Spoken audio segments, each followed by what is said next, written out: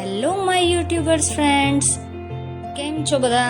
આજે આપણે બનાવીશું છાશમાં વઘારેલી રોટલી, જે બનતા 5 જ મિનિટ લાગે છે અને ઇઝી તૈયાર થઈ જાય છે. ઘણી જગ્યાએ આને રોટલીનું શાક પણ કહે છે. તો સ્ટાર્ટ કરીએ. સૌ પ્રથમ મેં અહીંયા રોટલીના ટુકડા કરી લીધા છે અને બીજા ઇન્ગ્રેડિયન્ટ્સ પણ હવે તમને હું આગળ જણાવીશ. સૌ પ્રથમ એક કઢાઈમાં તેલ ગરમ કરીએ, ત્યારબાદ આપણે તેમાં રાઈ અને જીરું એડ કરી લઈશું.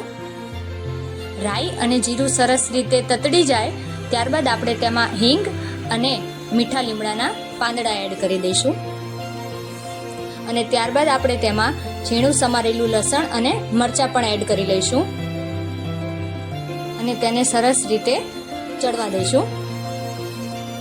હવે તેમાં આપણે મસાલા કરી લઈએ. તો સૌ પ્રથમ મેં એમાં ધાણા જીરું, હળદર, લાલ મરચું પાવડર એડ કરી લઈશું અને તેને આપણે સરસ રીતે હલાવી લઈશું અને તેને સાંતળી લઈશું તેલમાં. હવે અહીંયા અમે મીઠું એડ કરી લીધું છે, જે આપણે મસાલાના ભાગનું અને છાશના ભાગનું જ એડ કરવાનું છે, રોટલીના ભાગનું એડ કરવાનું નથી. ત્યારબાદ આપણે તેમાં છાશ મિક્સ કરી લઈશું. છાશની ક્વોન્ટિટી તમે તમારા હિસાબે પણ રાખી શકો છો. કોઈને વધારે છાશ જોઈએ તો તે વધારે એડ કરી શકે છે, નહીં તો થોડી પણ એડ કરી શકે છે. અને છાશને આપણે એક સરસ ઉભરો લાવી દઈશું અને એને સરસ એક જ વાર ઉકળવા દઈશું.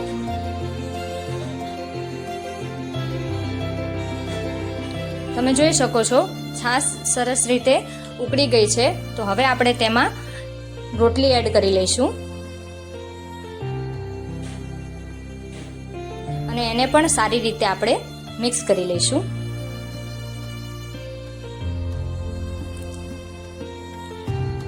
હવે એ સારી રીતે મિક્સ થઈ ગઈ છે તો આપણે તેને 2 મિનિટ માટે ઢાંકણથી ઢાંકીને 2 મિનિટ માટે ચડવા દઈશું.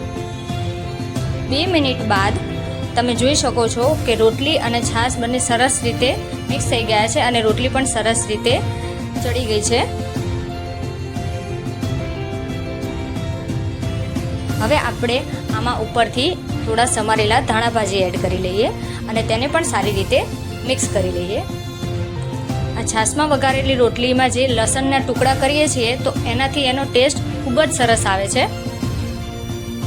તો હવે આપણે તેને સર્વ કરી લઈએ. આપણે તેને એક પ્લેટમાં કાઢી લઈશું. તો તૈયાર છે આપણી છાશમાં વઘારેલી સરસ તીખી અને ચટપટી રોટલી. So thank you.